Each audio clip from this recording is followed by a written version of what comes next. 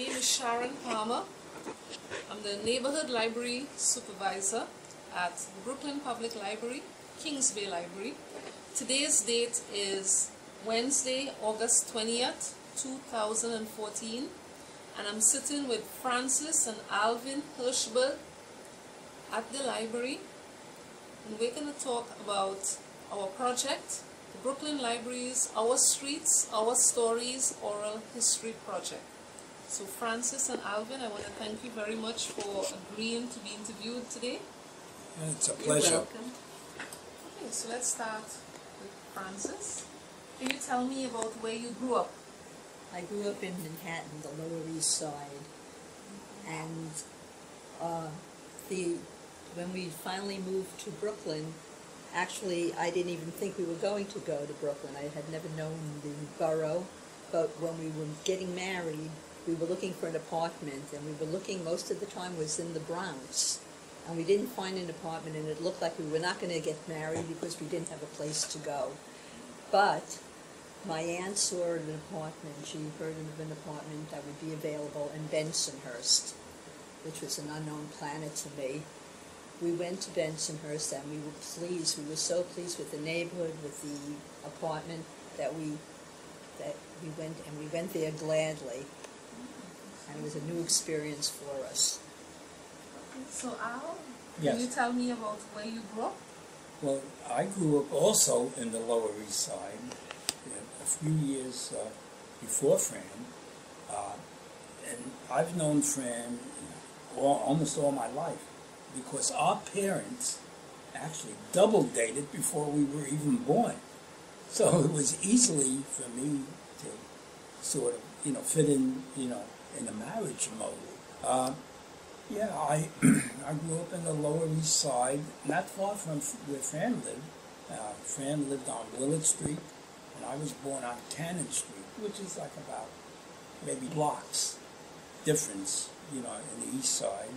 And we know the same schools, the same neighborhoods, and the same rough times, growing up, because don't forget this was in the 30s, when the Depression was at its height. And it wasn't easy, but we always had things to do, always, constantly. And naturally, we had fun. Can you tell me about your parents and what were their occupations, Alvin? Yeah. Oh, well, my mother was a homemaker. My father worked in a few jobs. He was a manager in the 2nd Avenue Baths at one time, and then and worked in the Diamond Center on Canal Street, which is lower Manhattan.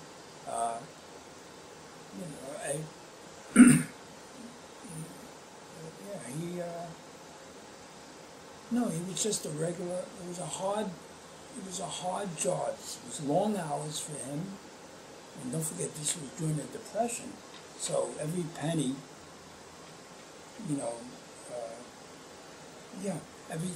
every penny and every food particle was important. Like, just to give you an example, one of my jobs was to get day-old bread from the bakery, which was only a block away.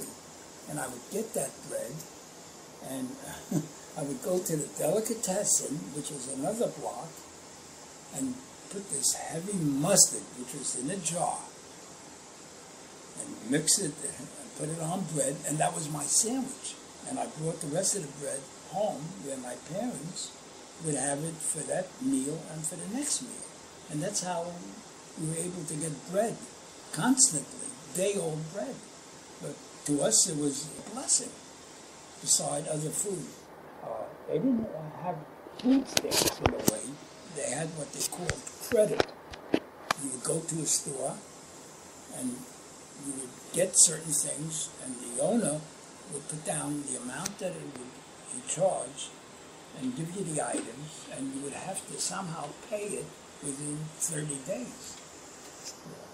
And if you couldn't, you would spread it out another 30 and another 30, But I also want to point out that in those years, there was no such thing as welfare or, unemployment insurance.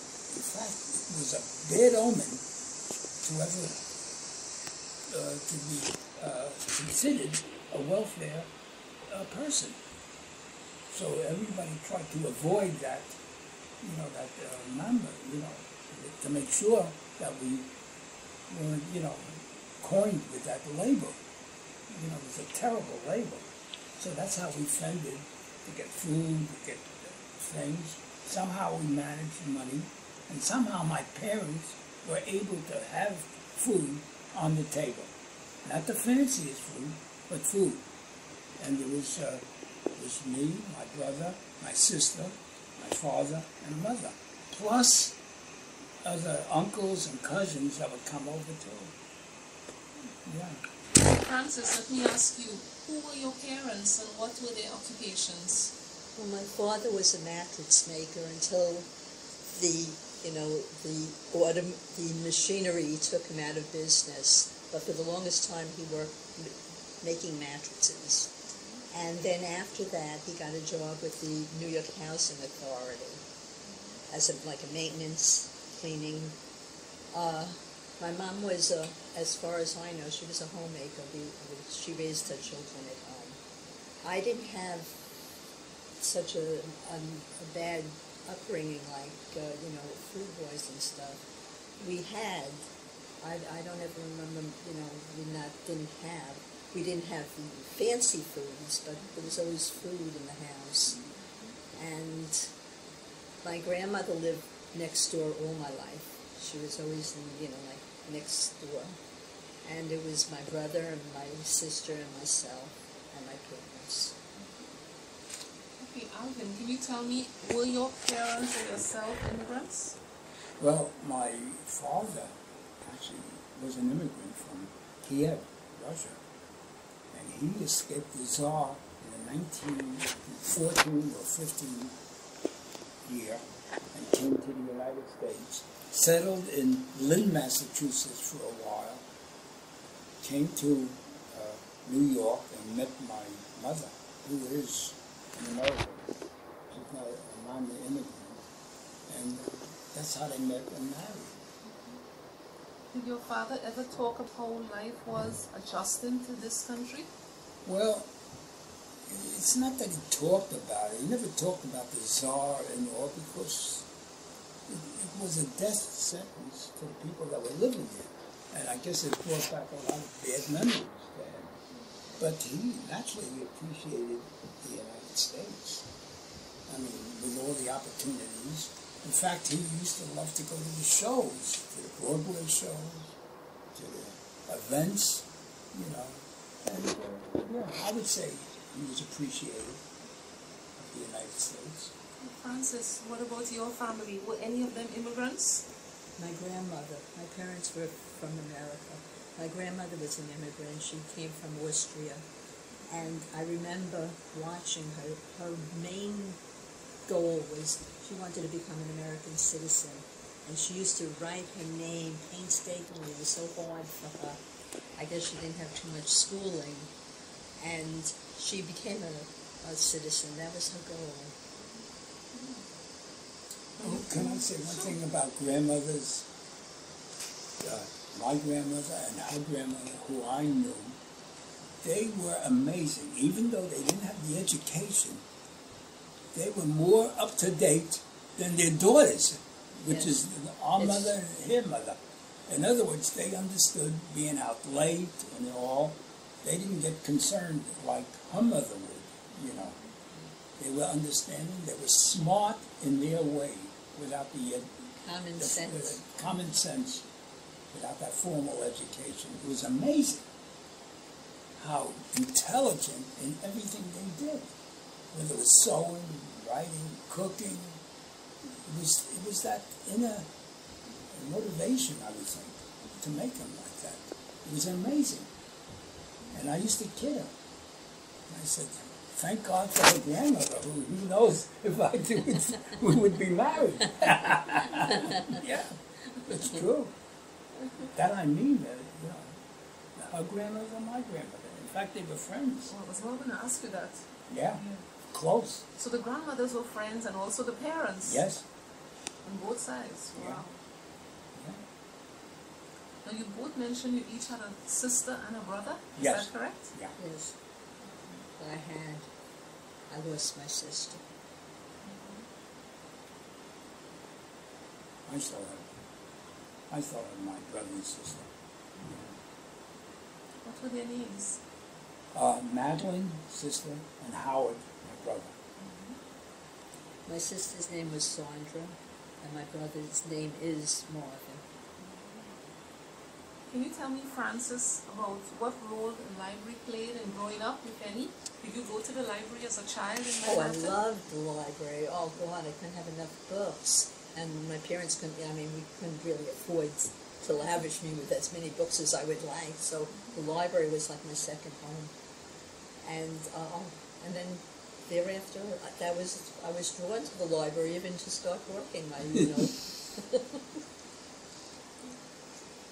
about you, Oh, Alvin? the library at the beginning was forced on me in a way because I had so many book reports that I was forced to spend time in the library doing it. So, in a way. But then after a while, you get acquainted, and it's much easier as time goes by. And as you get older, you appreciate it more. But for the early years, when I first was introduced to the library, when I was probably 8 or 9, it was like a forced learning because it was doing book reports and etc. based on that. Can you tell me, Francis, about the schools you went to, starting with the elementary? The elementary, well, my elementary school was PS4. It was in Manhattan, Lower Manhattan. And it went to 6th grade at that time. And then I went to junior high school, 188. And that went to 9th grade. And I went to, my high school was Seward Park High School. And then we got, shortly after that, after I was working for about 2 years, we got married. And then I always wanted to go on to college, but it was like, at that time, somehow I couldn't say, it was either I was giving my gung-ho to work, or I was giving my gung-ho to college. I couldn't see that I could do both. And ironically enough, when did I go to college? When I had a family and children growing up. And once they finished, like in their college, I decided, well, it's my turn now. So I was late in going to college, but I loved it. I loved it. And Alvin, what about you? Which schools did you attend?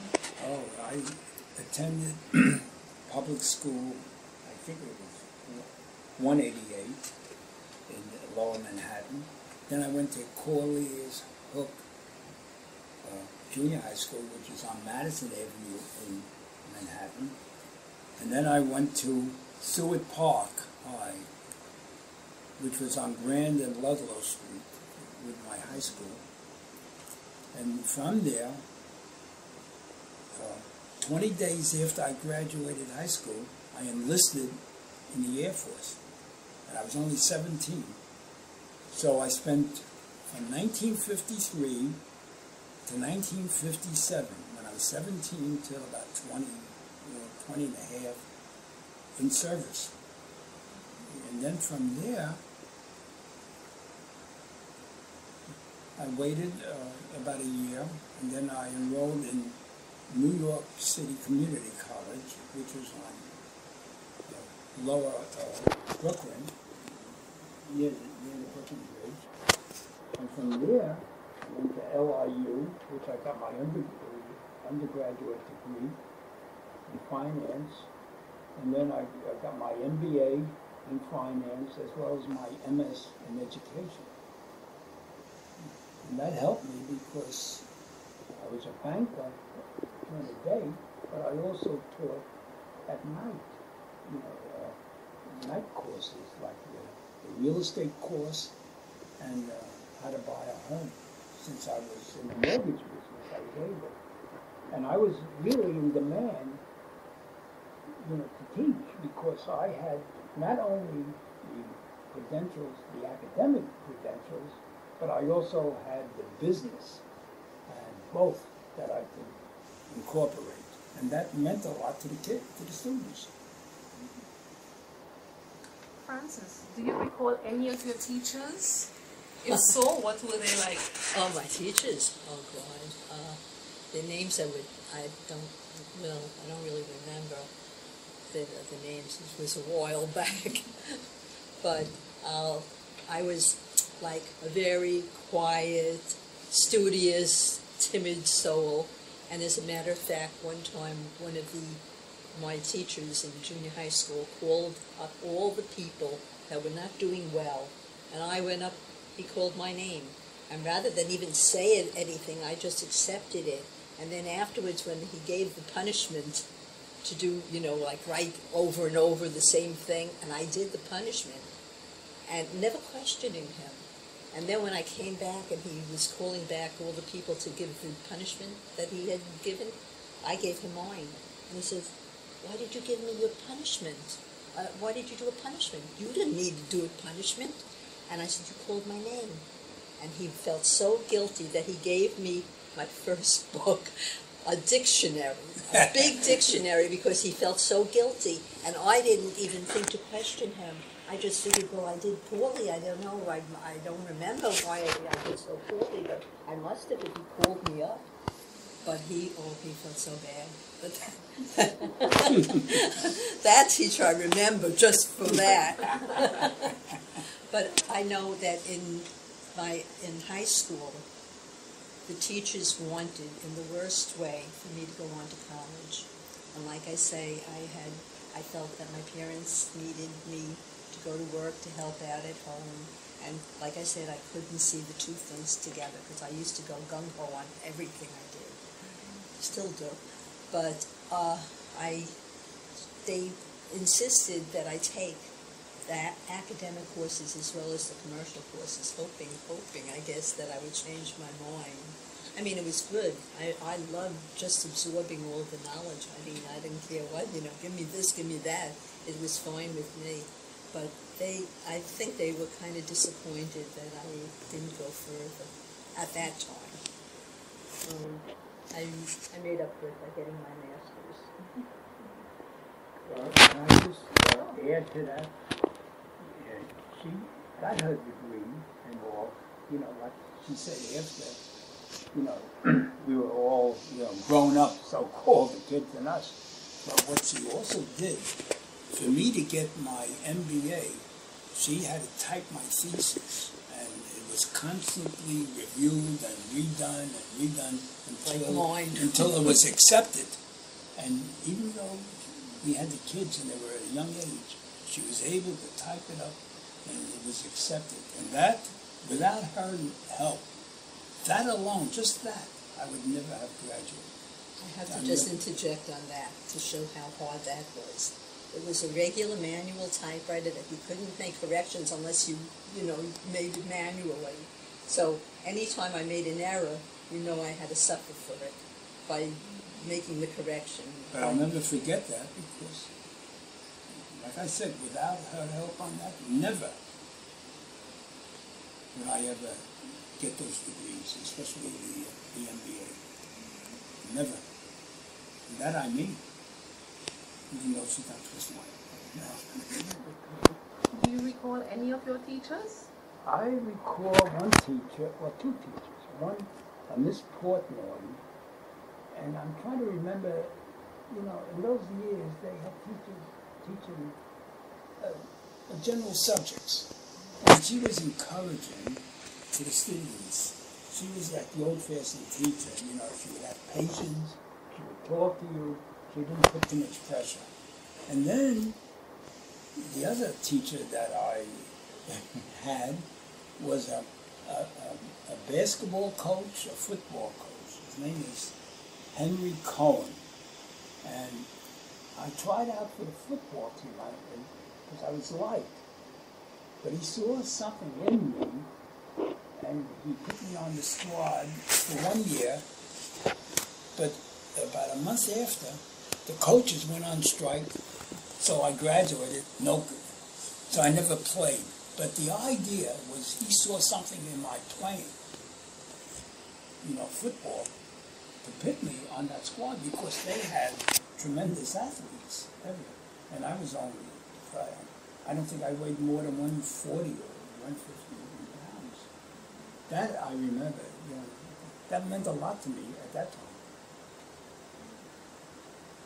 Francis, can you talk about the people in the neighborhood that you grew up with? Oh, gee. Yeah, well, the people in the neighborhood, my girlfriends you're talking about? The girlfriends, the neighbors, people in the community? Well, when we first moved, when growing up, it was like a different neighborhood than when I was grown up already. At that time, everyone knew each other. You weren't afraid to go out at night or anything like that. But then as I got older, the neighborhood got changed, and it was not as safe anymore. Because I know when I told my mother that we were moving to Brooklyn, she was upset because she had thought, why can't you stay here in Manhattan? What, are you running away? And I didn't have the heart to tell her, it's not a good neighborhood anymore, and I'm afraid because I plan to raise children, and I want them to be in a safer environment. What about you, Alvin? Oh, as far as People in the neighborhood? well, the people, it's funny, in the Lower East Side, we grew up, we went as a group, maybe about 8 of us, guys and girls. We used to go out, just doing things, socializing. I was playing a lot of softball, and we would have, and baseball. So they would join us, and then we'd walk along the East Side, parks, and it was, as youngsters, it was different. We didn't think about crime. The only biggest crime, I think, was robberies, small robberies, petty thing. No murders, hardly any murders, until later on. But at that time, it was fun right up. But then it's funny, when we moved to Brooklyn, to Bensonhurst, here we're moving into a neighborhood that is known for its mafia ties. But they kept the neighborhood very safe. And you know something? For every day that we were in Bensonhurst, we never closed the door. Never. There was no need. There was no robberies. It seemed like crime stopped in that neighborhood. And it was fun. We used to walk. Our kids were really small. Babies almost. Oh. And we had 3 of them. Small. Well, 2 a little bigger, but not that big. And you could walk the neighborhood store along 18th Avenue and just see the stores, But, like I said, the crime was minimal at that time, And as long as we didn't bother the mob, so-called, we were okay, And I used to play ball. I met a lot of friends. I used to play ball in Dyker Park, on 86th Street and 14th Avenue, every Sunday. And it was nice. It was a lot of fun, We went out afterwards. We used to go to the movies, to the Lower East Oriental. We went to the Walker Theater. And it was nice. It was a night out. And it's funny, they have a Chinese restaurant in Bensonhurst that we used to go to that is still in existence today, which is almost over 50 years. The same name. What's the name? Silver Star. Silver Star. It's unbelievable that a place could stay with the same name. Next generation, or maybe 2 generations, But we love Bensonhurst. Oh, I have to just tell you, I'm sorry to interrupt you, to tell you about the people that we encountered there. When I was pregnant with my second child, my first one was only 13 months old when I giving birth, and I had labor pains, and it was early in the morning, and we said, "You have to go now, we have to go now." We didn't have a car, so we said, "We'll go look for a taxi," which unforeseen my taxis. Anyhow, we started walking, and there was nothing, nobody around in the neighborhood, and I was saying, "How are we going to get there? How are we going to get to the hospital?" Anyway, my butcher was opening. He said, "What are you doing out so early?" You were with a little baby, holding a baby. And I said, "We have to get to the hospital." You know, he closed his store for the minute. He took me to the hospital. He took the whole family to the hospital. That's the kind of people you have. Yeah. You know, it was a close-knit, caring people, community. you know, that cared for the person. I mean, that's one example, but there are other examples that people would help each other, you know. And it was nice. Like I said, it was a nice feeling. And then crime, You didn't even hear it. you didn't even hear. There were no murders. You know, no. I think the biggest crime is opening a fire pump in the summertime. That may have been the biggest crime. Really, it was amazing in those years in Bensonhurst. You know. Can you tell me, Francis, what do your friends do for fun, you and your friends? What do we do for fun? Well, basically, I mean, usually we go as a couple now, but we usually eat out, and we'll go to the shows like Kingsborough or Brooklyn College, and sometimes go together. And sometimes just get together, you know, in each other's house. But when you were a teenager?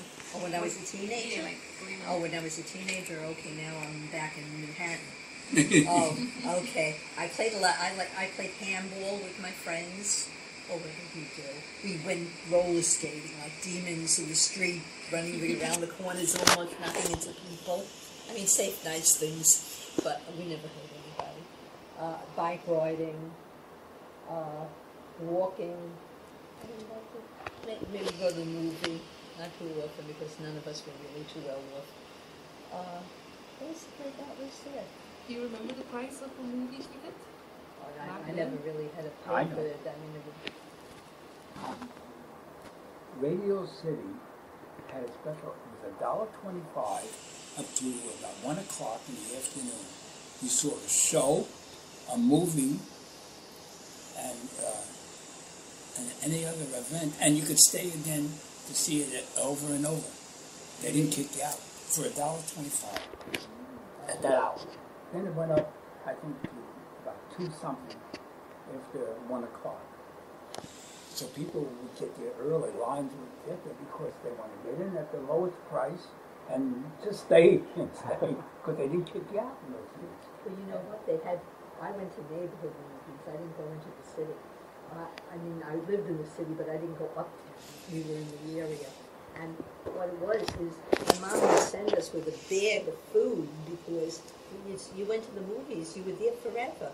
You saw like 2 movies, 1 short, comedies, news events, everything all in that one time. Do you remember that? And what about giving out plates? At once, yeah. They would give out plates. Different They things. would have contests. Everybody got a plate.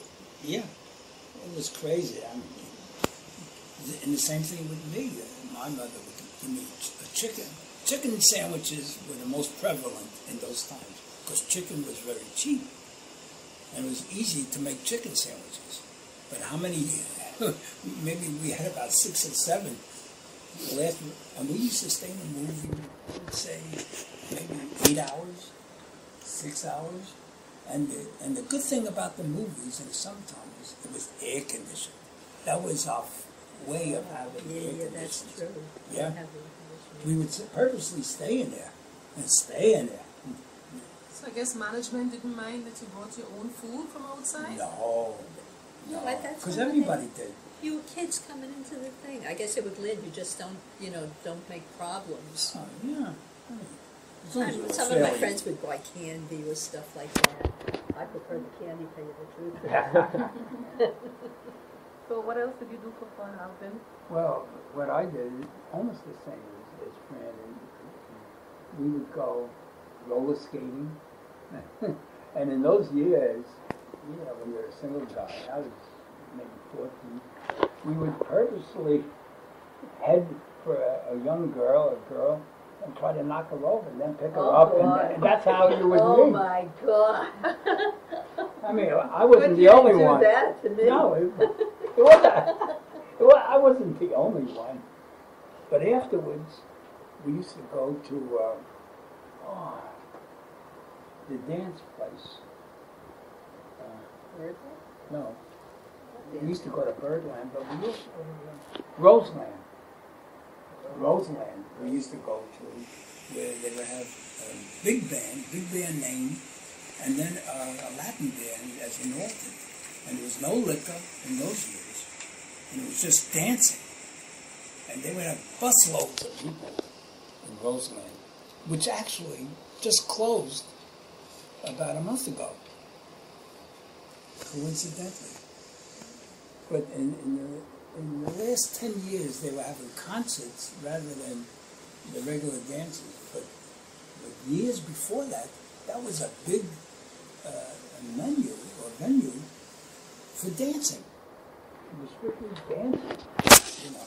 And in all those years that we went, I went many times. I used to go with my cousin and friends. There was hardly any fights. It's not like you read in today nightclubs and stabbing and none. It was nice, it was respectable, and the music in those years was more romantic than you can ever imagine. Francis, how did your experiences growing up in the neighborhood affect your life? How did the experiences growing up affect my life?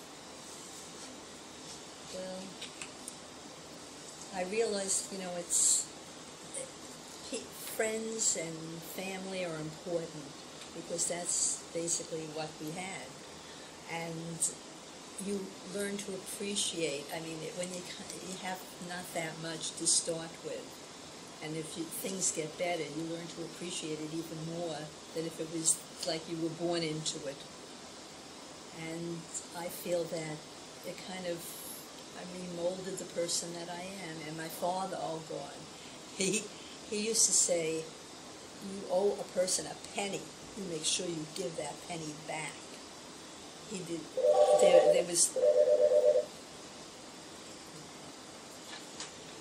I can still, yeah, he believed in honesty is the best policy, and I, growing up, I knew that you don't take anything that doesn't belong to you, and you don't, hurt anybody, and you should, my dad, now they tell you don't, but if he saw a beggar on the train or anything, he'd always give him some money. He didn't have too much to give, but whatever he had, he would be glad to give it to somebody. And it molded, you couldn't help but be molded by the way the atmosphere that you're growing up in.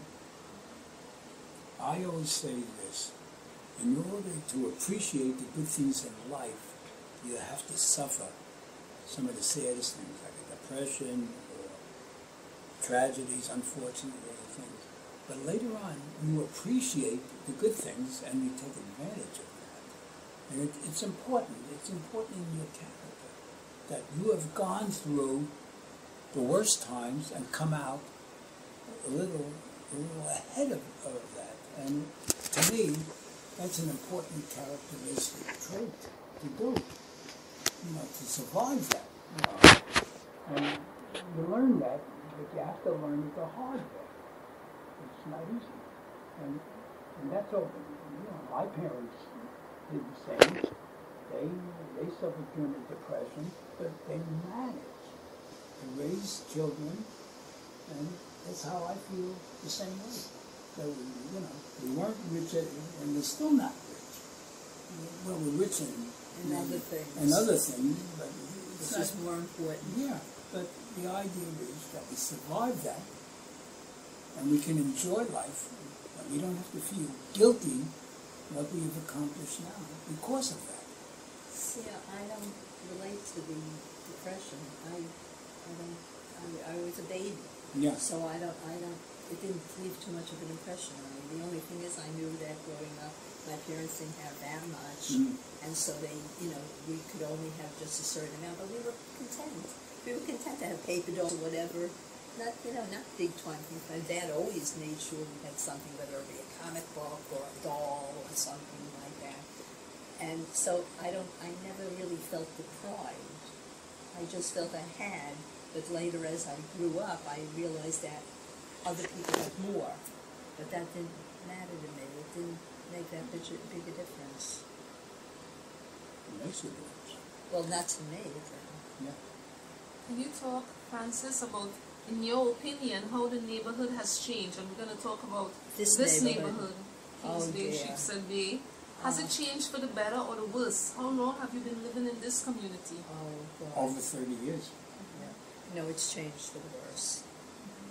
I feel that, there's more drugs, there's more killings, there's, like every time you read the Bay News, well, before they took it out now, but they used to always have, like, the things that were happening in the neighborhood, bad things only. And, like, I don't ever remember, when we first moved here, it was family. There were people raising their children like myself. You can keep talking. Oh, well, as far as it changed, as far as the area, then, I remember Lundy's. Lundy's was very swanky and expensive, and now it's not. Now it's not even Lundy's anymore. Now Can I say one thing about Lundy's? Sure. Remember, the food was good, but the service and the waiters were the roughest and the nastiest. But because, they were that nasty, that was part of the way they operated. And people accepted that because the food overtook their characteristics. But they were known as the worst waiters, the roughest, but yet the food. And Martin's was good, and we had seniors. We had many more restaurants than we do now. Yeah. And as far as A&S, I knew A&S and I knew May's department store because my aunt worked in May's department store and my cousin worked in A&S. So, those were popular stores. If I needed something, they would always show me where the sales were and what was marked down.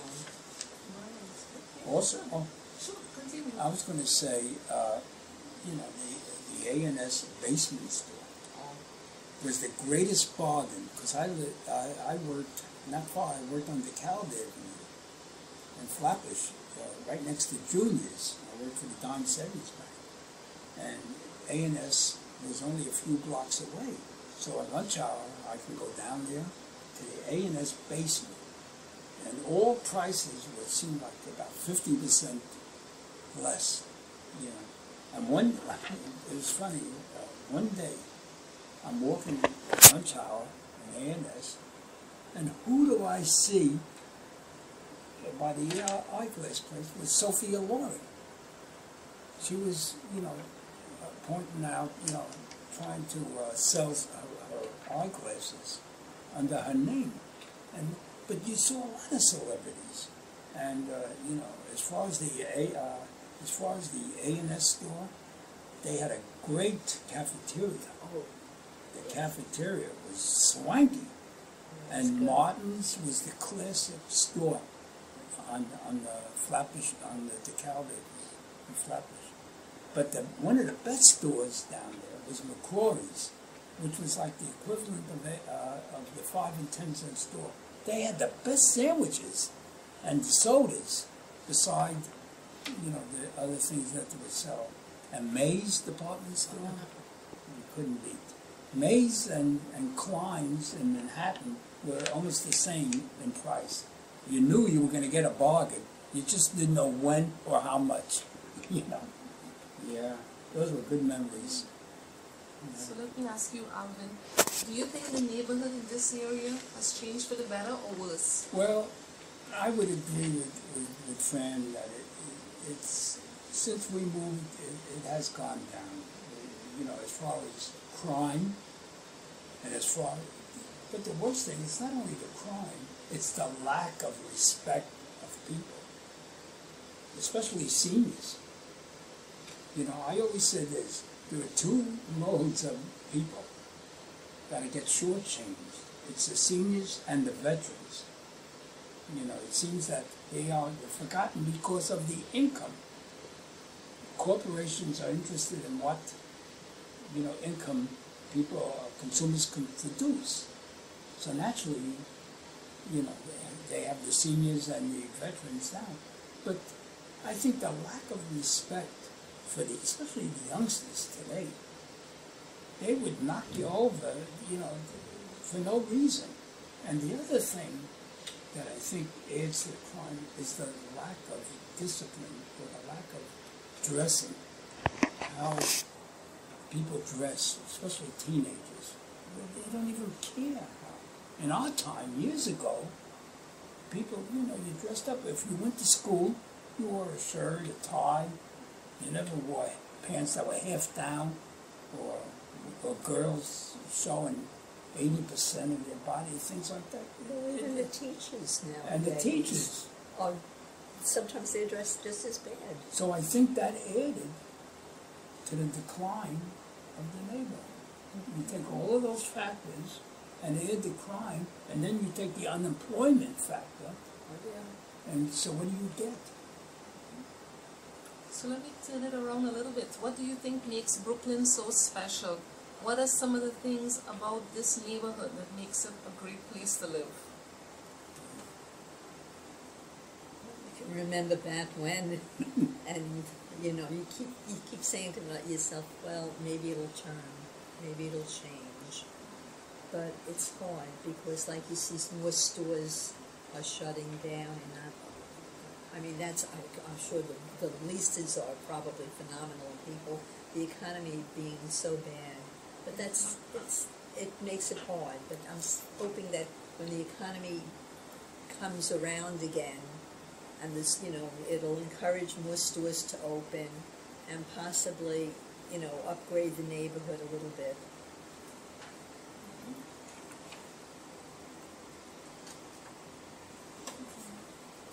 You, Alvin? Well, as far as the neighborhood, what makes it special? Oh, there's a few things, you know. Naturally, Coney Island, for one thing, that they're trying to revitalize. You know, years ago, well, let me tell you, in my parents' time, Coney Island was one of the top tourist attractions in the country. They had some of the biggest stars, Al Jolson, and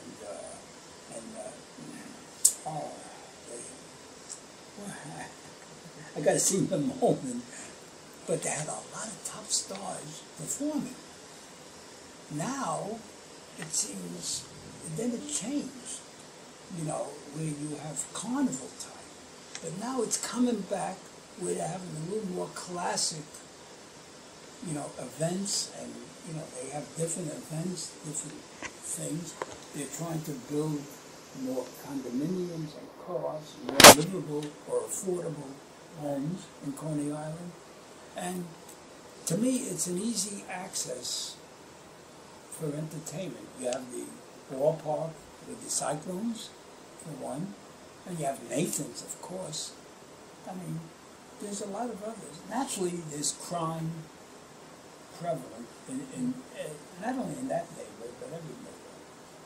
But Coney Island is coming up slowly. They're refurbishing the steeplechase all along Surf Avenue and further. So I don't know if it'll be the same as in the 30s as a top-notch tourist attraction, but they're trying to make it. Absolutely. And they're trying to make it safe where people can go there at night, which you see a lot of people, you know, going and entertaining. So, yeah, I think Coney Island is coming back a little, you know, not completely, you know, but slowly. But everything comes back slowly. Nothing comes back to that quick. You can't change a neighborhood in an hour. And also the fact that we have the colleges, the two colleges that offer entertainment, and in the summer, Kingsborough offers free entertainment, and it's like you see the people that probably couldn't afford to go like into the city to see shows. You get it here at a discounted rate between Brooklyn College and Coney Island and Kingsborough. So like you have the option that you can appreciate something in the area. And so I have hope that, I mean, we've changed, things always turn around, and you hope that it can't get worse. So it's got to get better. Well, I don't think it's that bad. You know, it's you just have to be careful, no matter what you do in any neighborhood, and especially in a neighborhood, you know, that's changing. You know, don't forget the population. It used to be Jewish and Italian, and now you have different, you know, different religious factors, and you can only hope that it would better the neighborhood. I think time will have to tell on it. I don't think we could tell it at this moment. I think time, just like any other neighborhood, it has to have a history first. I wanted to ask you, you said growing up you were a baseball fan, so Yeah. are you a Cyclones fan? Do you go to the games? It's a funny thing. I've been a Cyclone fan since they started, 14 years ago. I'm one of the original season ticket holders for 14 years. But I'm a Yankee fan at heart, but I love to see the Cyclones because they're young, professional, their first professional teams. They were about 18, 19. They play hard, and the competition is great. And the money is great. We just had someone on the Cyclones was picked as a #1 Met choice player. You know what his salary, what his bonus was? $2.975 million, guaranteed. And he's only 20 years old and never played professional baseball until this year. So, I mean, you know, but their average is only about, you know, their salary is only about $1,200 without the bonus. Because it's single A. But there's been a lot of major leaguers, you know, that came out of that. But I got to tell you about Ebbets Field. Ebbets Field, where the Dodgers played and moved from in 1957. It used to be an event. I lived in Manhattan, on the east side, but I would take the train to go to Ebbets Field. I mean, maybe it took me an hour and a half, just to see the Dodgers play the Giants. And it was funny because at the beginning of each game, when there was 3 umpires, when they would come out, they used to have their band, shorter band. They would play 3 blind mice, you know. And then they would have this lady, they called Hilda Chester, that would ring a cowbell, especially if an opposing player struck out. And she wouldn't stop until he sat down on the bench. I mean, it was crazy. But baseball in those years, in the 50s, before the Dodgers moved, it wasn't a game, it was a war. When the Giants, which was a great rivalry, used to come in, I mean, pitchers, you know, they were going under the batters' chins, they were hit, fights, fans were fighting, baseball players were fighting, umpires were fighting. But that's why they called baseball. They didn't call it a game, you know, it was a war. But that's how baseball was in Brooklyn in the 50s. And it was exciting yet, if you can believe it. Okay, so let me change it up a little bit. What message, Francis, would you like to leave for future generations who will hear this interview? What message? There's always hope. And that's what you got to live with. And, you know, be good to each other. And,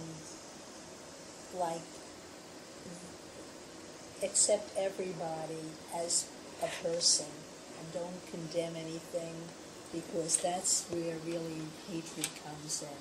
And I think if you can deal with eliminating that, you'll make yourself a better area with all the people. Just saying, we're all people, and we all can live together and no problems.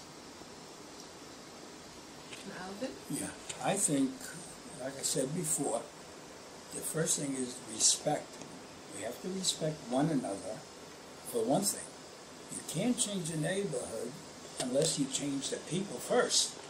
And the people have to change. And how do you change them? Well, it's not an easy event. It may take years, decades. But the parents have to be involved. The teachers have to be involved. There has to be more jobs.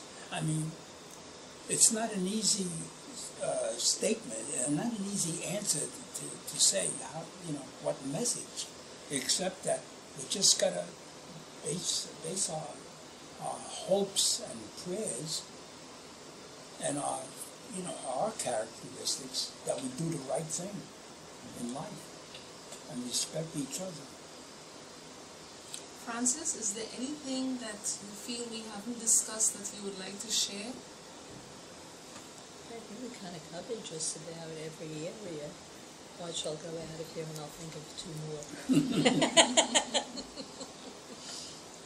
Okay, so I'll give you a little moment to think. Alvin, in the meantime, how about you? Is there anything at all growing up, or anything in Brooklyn, this community, anything in your life? Well, like I said before, we had a lot of things growing up to do. I mean, we used to play stickball, handball, camball, ringalivio, punchball, you name it. In fact, we made up games. But you know something? That kept us active as kids. It kept us away from crime. It kept our minds even active. We used to spend nights talking about the baseball games the next day. We used to play stickball, make them believe we were major league batters, And yes, in fact, it's a funny thing. If I can mention this, I grew up the next block with Jerry Stiller, the actor was, who I'd known for years. And he started out about the same time that I was playing stickball on the next block.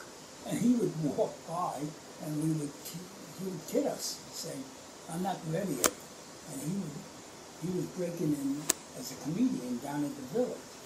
And meanwhile, we were playing stickball. Yeah, so that was our game. Like I said, we had a lot of events to keep us occupied. And that was the main thing. And that, actually, I think that kept us healthier too, because we had to make our games and go outside and play them. Now, with all the technology, kids are by a computer, by an iPad, by a tablet, and they're not moving, and that's why we're having a little problem of keeping them thinner. You see, I was going to say, now, people are inside doing, technical things and all, whereas years ago, our parents would scream that we were outside to come in, and we didn't really come in because we had so many activities. So it's reversed. We had more fun outside than inside because we were, we were kind of poor, but we were so creative and we didn't so have many. that technology. I know, which was an advantage in a way because we were occupied and we kept away from crime. Well, I want to thank you both, Francis and Alvin, for sharing your experiences with us. It's a pleasure. Once again, this for the project Our Stories, Our Streets. Thank you very much again.